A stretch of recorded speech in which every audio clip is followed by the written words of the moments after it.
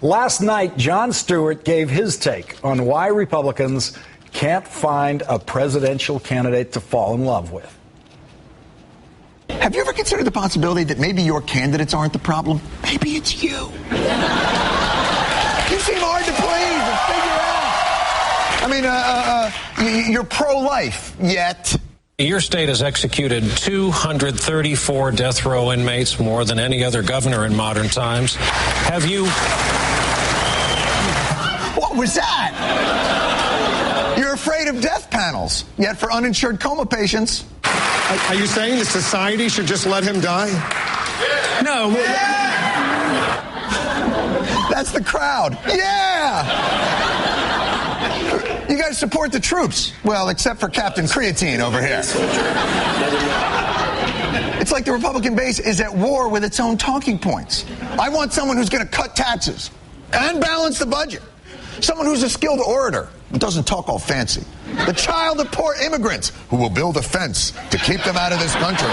Someone who's strong enough for a man but pH balanced for a woman. And now you want Chris Christie. Sure you do. The folks who criticize my appointment to Sahel Muhammad are ignorant. Absolutely ignorant of that, and they're criticizing him because he's a Muslim American. This Sharia law business is crap. It's just crazy. And I'm tired of dealing with the crazies. He's talking about you. Joining me now, editorial director for AOL, Huffington Post, and MSNBC analyst Howard Fineman. Howard, thanks for joining me tonight.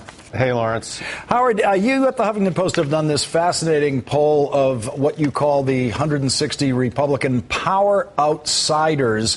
You've gotten their attitudes about these potential nominees. Tell us about that. Well, in Iowa, New Hampshire, and South Carolina, the big first three primary and caucus states, we are having our Patch.com local editors and reporters go out and talk to dozens and dozens and dozens of local influential Republicans in those states, elected officials, party leaders, business people, and so on. So we have close to 200 of them we talk to every week. And to try to get a real ground level feel, nobody else is trying to do something this extensive because we've got 26 of these local patch sites in these three states. And this week we asked them about Rick Perry and Mitt Romney. And what we found was Rick Perry plummeting like a stone among the grassroots people, the sort of local influentials in those three states. They ended up having a much less favorable view of Rick Perry than they did. Look at this, and we just did the poll from last Friday to today. 57% of our local influentials, the people we call the power outsiders in those three states, said they had a less favorable view of Rick Perry after that debate. Now, this isn't the pundits talking. This isn't the the national press talking. These are local Main Street influential Republicans in these three states. That's terrible news for Rick Perry. You know, they had a more favorable view of Mitt Romney, but again, it's just compared with Rick Perry. What these numbers show to me, Lawrence, is that the Republicans are still out there yearning for somebody who's really going to satisfy them on all fronts. Mitt Romney now does well by comparison to Rick Perry, but only because Rick Perry screwed up so royally over the last couple of weeks. And you asked them the electability question, Howard. 63% saying Romney has the best chance to defeat Obama. 24% saying Perry has the best chance to defeat the president. Right. That could turn out to be the decisive issue as this campaign ripens. Right. Now, again, keep in mind, that's just given the choice between Perry and Romney. Mm-hmm. So what Romney has done, as sort of unpopular as he is natively, if you will, is he keeps beating people back who try to challenge him on that front. It looks to me like for the time being, according to these grassroots leaders in the Republican Party we talked to, Romney's successfully done that with Rick Perry. But Steve was talking about, Chris Christie's a heck of a salesman.